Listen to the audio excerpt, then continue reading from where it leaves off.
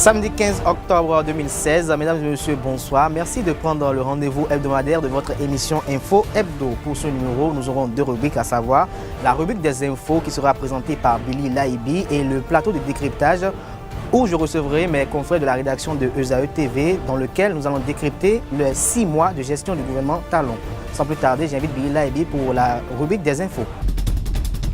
Merci Kader. Voici les informations marquantes de la semaine. Le ministre de l'Enseignement supérieur et de la Recherche scientifique a rendu public ce jeudi la liste des 10 écoles supérieures qui ont satisfait à un minimum de conditions pour l'exercice de leurs activités. Au nombre de ces écoles figurent ESAE, UKE et HECM. Quelques promoteurs d'universités privées ont donné une conférence de presse hier pour contester ce communiqué. Des décisions prises au Conseil des ministres tenu le mercredi 12 octobre, on peut retenir le recrutement d'environ 3 600 enseignants contractuels au profit du ministre de l'Enseignement secondaire, technique et de la formation professionnelle. Décision du gouvernement de faire élaborer le cadastre national dont les activités démarrent en 2017 avec l'assistance des partenaires déjà identifiés. Suspension des opérations en cours pouvant élaborer des documents cadastraux. À cet effet, le ministre du Cadre de vie et de développement et le ministre de la décentralisation et de la gouvernance locale sont chargés de faire respecter cette décision. L'Union nationale et scolaire des étudiants du Bénin, UNSEB, et l'Organisation des droits de l'homme et des peuples ODHP ont donné une conférence de presse à la Bourse du Travail ce jeudi. Ces organisations s'opposent à l'interdiction de toute association estudiantine sur les campus du Bénin. Elles espèrent le soutien de la presse béninoise pour mieux se faire entendre. Des membres du gouvernement de Patrice Talon ont tenu une conférence de presse le mardi 11 octobre pour expliquer les biais de l'interdiction des activités syndicales estudiantines sur les campus du Bénin. Ils ont tenu à rappeler que l'objectif de cette décision n'est pas de mettre fin aux activités de ces associations, mais plutôt pour interdire les violences orchestrées sur les campus. Le nouveau gagnant à la loterie nationale du Bénin est ressortissant malien. À la cérémonie de remise du chèque, il a reçu 43 924 950 francs CFA des mains du vice-président de la LNB le mercredi dernier. À présent, je reçois mes confrères de la rédaction de ESAE TV. Il s'agit pour ce numéro de Karl Kitome. Karl Kitome, bonsoir. Bonsoir Kader. Comment vous allez? Je vais très bien. Et Enoch Lahadi. Enoch Lahadi, bonsoir. Bonsoir Kader. Alors, et le week-end? Ça va. Alors, ensemble, nous allons apprécier les 6 mois de gouvernance du régime Talon, du gouvernement Talon. Alors, Karl Kitome, 6 mois de gestion de Patrice Talon, vous retenez quoi? En 6 mois, on a pu remarquer une certaine envie de vouloir donner un nouvel élan à la nation. Une envie qui passerait forcément par des actes, mais pour le moment, nous sommes encore en train de voir une certaine mise en place. Les dispositions sont en train d'être prises pour que ça puisse être fait. Nous n'avons pas encore vu grand-chose en dehors de quelques actions qu'on peut noter, par exemple, tout ce qui est fait pour mettre en application le nouveau code foncier pour arrêter le désordre dans le domaine foncier. Et ce qui est fait par rapport à la dotation des forces de sécurité en matériel pouvant leur permettre quand même de contrer quelque peu les actions des hors-la-loi. Oui. Et également aussi les essais de gérer un peu le monde universitaire dans sa globalité. La nouvelle carte universitaire, les histoires les problèmes de grève et tout, c'est une façon de vouloir quand même reconstruire les problèmes. En fait, je pense que c'est comme une mise en disposition qui est en train d'être faite pour qu'on puisse avoir des actions par la suite. Alors, Enoch Lahadi, M. Karl Kitome relate que dans les 6 mois de Patrice Talon, de gestion de Patrice Talon, il retient quand même la suspension des concours, la suspension des lotissements, des réformes qui ont été quand même amorcées dans plusieurs domaines. Alors, pour vous, 6 mois de Patrice Talon, vous pouvez dire quoi? Est-ce qu'il s'agit-il de 6 mois de gouvernance anarchique ou bien une gouvernance vraiment rupturienne comme le gouvernement le prône? Non, je ne dirais pas un gouvernement anarchique, mais je dirais plutôt un gouvernement de retouche qui veut toucher à tout, qui veut tout est retaillé dans tous les domaines d'ailleurs. Vous voyez, dans la santé, dans l'éducation, et un peu partout. Patrice Talon veut, à mon avis, restreindre le grand nombre, parce qu'un petit bénin avec tel employeur ou tel employé, ou bien un petit bénin avec tel nombre d'universités, je trouve que Patrice Talon veut réduire un peu la manière de faire, les fonctions dans le pays. Alors, parlant de réduction des fonctions, il veut réduire, on sent une unification quand même des associations estudiantines, puisque l'avant-dernier conseil des ministres avait décidé d'interdire les activités estudiantines sur les campus, et lors de la sortie médiatique des 3 ministres du gouvernement qui sont venus expliquer, on sent quand même dans leur explication qu'on veut quand même une seule association estudiantine pour négocier, parce qu'on ne constate pas qu'ils adhèrent quand même à qu'il y ait plus de 3 associations sur le campus. Alors pour vous, c'est l'idéal pour vous? Non, je ne dirais pas que c'est l'idéal, parce que dans un pays des droits, il y a la liberté d'expression, il y a la liberté de revendiquer. Voilà, on ne peut pas dire que nos voix seront unies. Et là où telle association dit oui, peut-être qu'il y a d'autres associations qui diront non, pourquoi pas. Dans le pays, il y a plusieurs partis. Il y a des partis qui sont créés, des partis politiques qui sont créés. Je n'attends pas un jour Patrice Talon, sur ce plan-là, dit aux hommes politiques de revoir ou bien de reconstituer les partis. Ça se reverra. Non, ça ne se reverra pas. Politique et institutionnelle, d'abord, avant que j'aborde peut-être les réformes politiques et institutionnelles, où Patrice Talon va essayer de resserrer un peu les taux des partis politiques. Suspension des activités étudiantiles sur les campus. La décision, quelles sont vos appréhensions? Moi, je dirais que si cela peut permettre vraiment de discipliner le monde estudiantin, je suis tout à fait Parce qu'il parle de centres de torture et des zones interdites sur le campus. Oui, mais ceux qui le disent savent de quoi ils parlent. Et moi, je n'ai pas forcément les informations pour confirmer ou infirmer quoi que ce soit. Mais s'ils le disent, forcément, ils ont des informations. Et j'estime que si cela était vrai, il est très important de faire ce qu'ils sont en train de faire. Essayer quand même d'élaguer les livrets et garder le bon grain. Et pour moi, c'est la même chose qui s'étend à tous les domaines. Il a même parlé de la refonte du système partisan. Même par rapport aux partis politiques, des dispositions seront prises pour que les partis soient plus représentatifs, qu'elles soient plus nationales et que ces partis soient vraiment actifs sur le terrain pour espérer vraiment une certaine reconnaissance et avoir quelque chose en retour. Je crois que les gens n'ont pas parlé de refondation, mais c'est avec ce régime qu'on est en train de voir des élans de refondation. Et tel que ça se fait, vraiment, si les gens le font avec du cœur, je parie qu'on aura un résultat merveilleux par la suite. Et dans ce plan, ce que moi je dis, est-ce que ce sont ces associations ou unions qui cautionnent ces zones interdites ou bien moi je ne comprends pas. Pourquoi aller suspendre les activités à ces organisations? Voilà le grand problème. Et encore, il y avait une multitude d'universités publiques au Bénin. On a restreint à ce nombre-là 4 universités désormais au Bénin. Voilà. C'est sur le campus, on a dit qu'il y a des zones interdites, ou bien c'est sur les autres universités, c'est sur toutes les universités du Bénin qu'il y a des zones interdites, qu'on amène la sanction à Port-Nouveau, à Abomey non, mais il faut faire une nuance. Les deux problèmes ne sont pas pareils. Le fait de réduire le nombre de centres universitaires est lié à un problème d'effectifs d'enseignants et de disponibilité de logistique. Mais par rapport à la question sécuritaire, c'est surtout les grands centres universitaires qui ont vraiment du monde, où le monde n'est plus forcément contrôlé dans toutes les mesures, mais les gens agissent au profit des activités des associations. Mais sur ces campus ou universités, nous avons quand même les policiers, des gendarmes qui sont là, qui sont présents.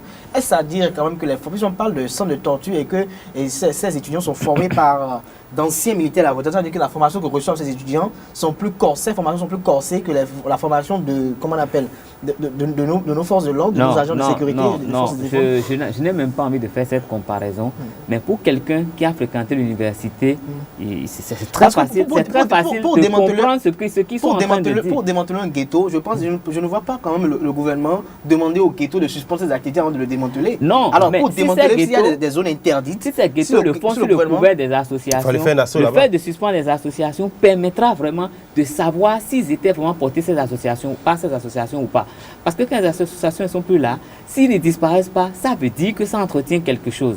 les membres des associations vont faire patte blanche en prouvant qu'ils ne sont pas derrière ces choses. Et les enquêtes vont essayer de faire le lien et essayer de supprimer ce genre de trucs pour que les femmes universitaires soient vivables. Et donc, moi, je pense quand même que le gouvernement se sert de l'insécurité sur les campus comme alibi pour arriver à une fin. Sa fin, c'est laquelle? C'est d'avoir une seule association sur le campus. Selon vous, c'est ça. On n'a pas, sinon, oui, normalement, on n'a pas besoin de suspendre les activités des associations avant d'aller démanteler ces réseaux qu'on est en train de dire qui se forment sur le campus. Je ne vois pas. Ce n'est pas une autorisation. C'est le campus. Le campus, c'est le Bénin. Le campus, c'est aussi dans l'état de droit du Bénin. Donc, si on veut aller démanteler un réseau, envoyer les forces de l'ordre, ils sont là pourquoi? Toutes les fois que c'est les étudiants qui sont encore en apprentissage. Sur le campus, on a vu le retour. C'est-à-dire, les gens se disent, ils sont venus, ils ont attaqué des membres des associations, ils ont pris nos responsables. C'est ça le fait. Vous savez, moi j'ai vécu dans le monde universitaire d'une certaine façon qui me permet aujourd'hui de ne pas trop condamner la décision de l'État. Parce que tout le temps qu'on passe sur le campus, il y a des choses qu'on a toujours fui parce qu'on ne maîtrisait pas les contours. Est-ce que vous savez quand même que quand vous envoyez les forces de l'ordre en fonction de la cible que vous avez en face. Si le gouvernement a pris l'habitude d'envoyer des policiers et que les policiers se font massacrer, alors qu'on pense aux gendarmes ou peut-être même à l'armée qui vient en secours pour appuyer ces forces de défense et de sécurité en cas de besoin. Puisque là, le besoin se fait sentir. Il s'agit de personnes qui sont formées par des anciens militaires à la retraite. Donc, il faut quand même des militaires pour aller contrer. On ne peut pas envoyer des policiers pour aller peut-être combattre des militaires qui ont reçu des formations militaires. Je pense que c'est les prochains jours qui vont nous permettre de mieux voir dans cette situation.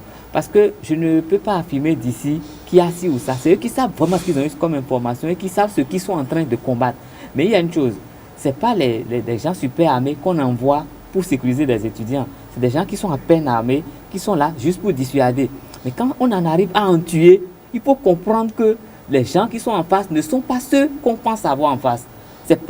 Les étudiants ne sont pas faits pour tuer. Si les gens réussissent à tuer des policiers, ça veut dire que ce n'est pas de vrais étudiants. Ils sont plus que des étudiants. Ils peuvent pouvoir faire la part des choses, savoir qui ils sont et les mettre en état. C'est la foule qui...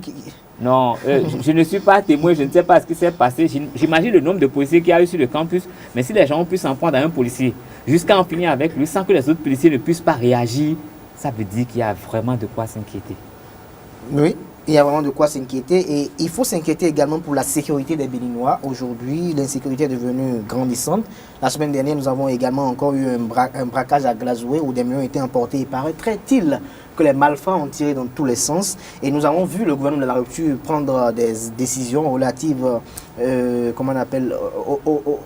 aux conditions de travail des forces de défense. Et on a senti un rétropédalage. Est-ce que vous ne sentez pas que la question de l'insécurité donne de la trouille quand même au gouvernement actuel?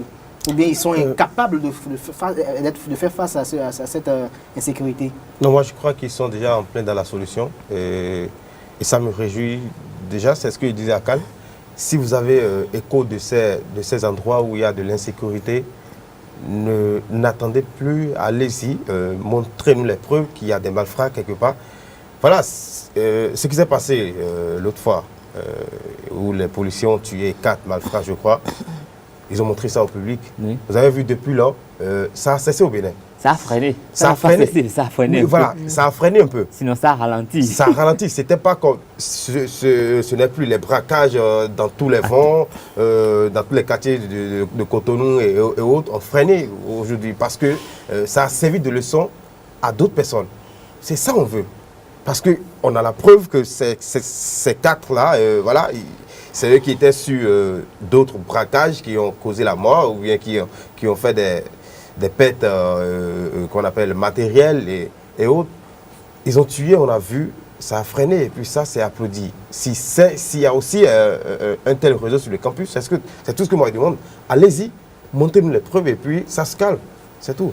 Alors, Carl Kitové, tout à l'heure, vous étiez en train de parler on revient, comme on appelle, à la gestion de Patrice Talon. Vous étiez en train de dire que le gouvernement est en train d'installer les bases de sa gouvernance. Alors, est-ce que vous pouvez nous citer, entre autres, certaines actions qui, selon vous, riment avec une installation de base de bonne gouvernance?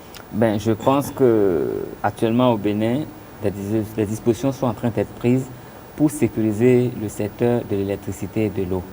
C'est vrai que c'est sans tapage, mais beaucoup de choses se font.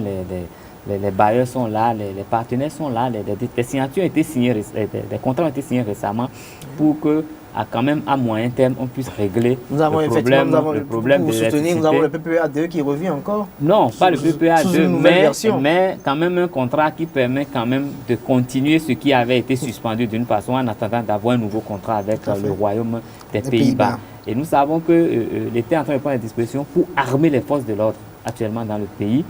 Et l'État veut contrôler comment on donne les diplômes. On a parlé du quartier latin de l'Afrique, mais si on peut avoir, aujourd'hui, il y avait un mois où on peut avoir des diplômes béninois qui ne seront pas reconnus à l'extérieur, ça pose un petit problème. Donc, l'État essaie quand même de foutre le pied dans la fourmilière pour quand même voir ce qui se passe et corriger un peu le tir.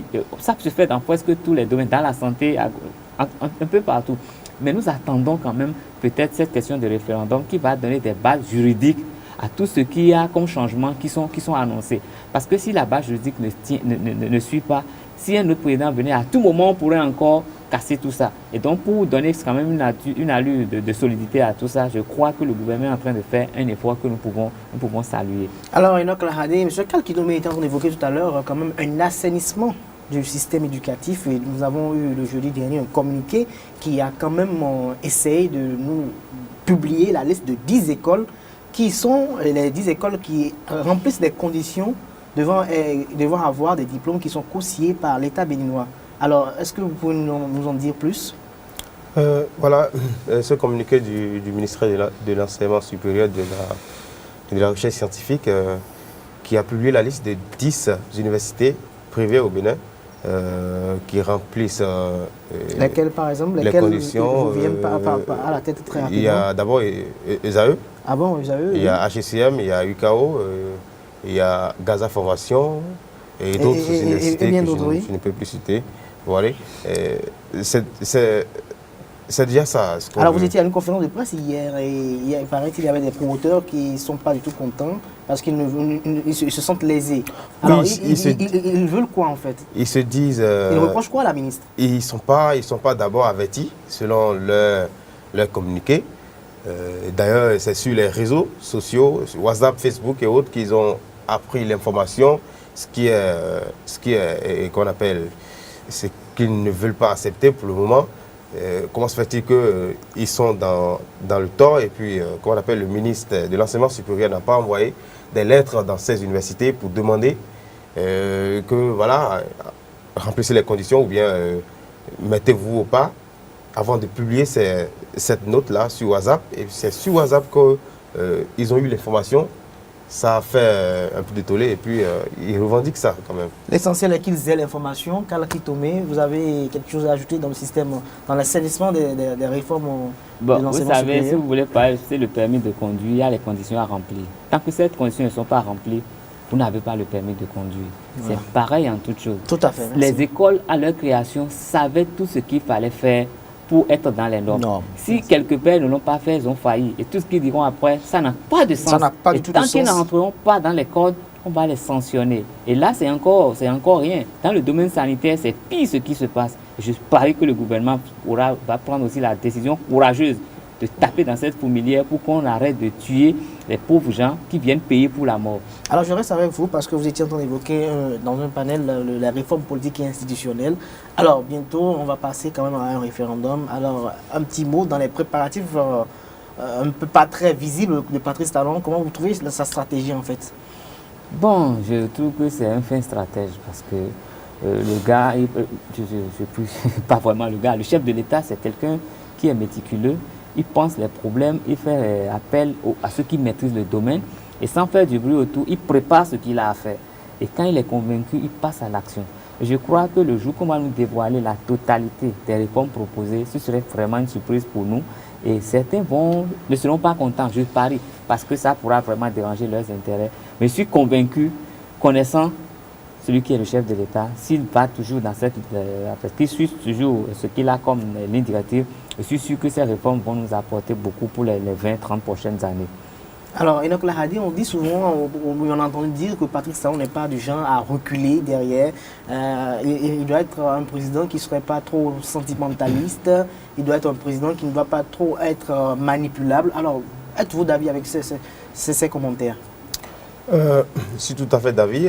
Vu l'action du président sur le terrain, on peut le dire, on est d'avis, mais le mal, c'est que ce n'était pas ce visage-là que le Béninois, ou bien les citoyens, ou bien ceux qui ont voté pour Patrice Talon, ce n'était pas ce visage-là qu'ils voyaient au cours de la campagne, ou bien avant les élections présidentielles dans notre pays. Vous voyez, on voit déjà un homme d'affaires assez riche, un homme d'affaires qui a beaucoup emmagasiné et qui est prêt à dépenser pour son pays. Voilà ce que le Béninois se faisait dans la tête. Il a des sous, quand il va venir, il va laisser la libre circulation des biens. Parlons de sous, parlons de sous, reste avec vous. Alors, un budget de plus de 2010 milliards. Alors, c'est normal cela avec la morosité économique actuelle et les caisses qui vont mal. Le président qui décide de publier à l'Assemblée nationale un budget qui va tourner autour de 2010 milliards. 2000 milliards, voilà, il a sa stratégie. Il saura comment faire pour collectionner ses sous. Ses fonds. Oui, voilà, et mettre ça, tout comme ça, c'est pour le pays, c'est pour ses réformes, c'est pour le bien-être du Bénin. Moi, je suis tout à fait d'accord. Alors, quand il doit pour finir, 2010 milliards pour le budget national. Alors, mais c'est des prévisions qui sont faites compte tenu des contrats qui ont été signés à gauche et à droite. Ils s'attendent à ce qui peut entrer dans le pays. C'est une estimation compte tenu de l'existant. Donc pour moi, je crois que s'ils sont réalistes dans leurs calculs, ça ne poserait pas de problème. Quand bien même ce budget dépasse celui de Boniaï, ça peut le dépasser. On est en train de vouloir resserrer. S'il y a suffisamment de partenaires qui veulent injecter de l'argent dans le pays, c'est bien possible. S'ils ont des garanties par rapport à ça, le problème ne se poserait pas du tout. Ok, d'accord. Merci, Karl Kitoumi. Mesdames et messieurs, c'est la fin de cette émission. Merci de l'avoir suivi. Vous retrouvez demain sur le même site votre émission L'invité où Nadia Jadjiwan reçoit pour vous le préfet, l'ancien préfet Badarou sur l'émission L'invité. Bonne soirée à vous.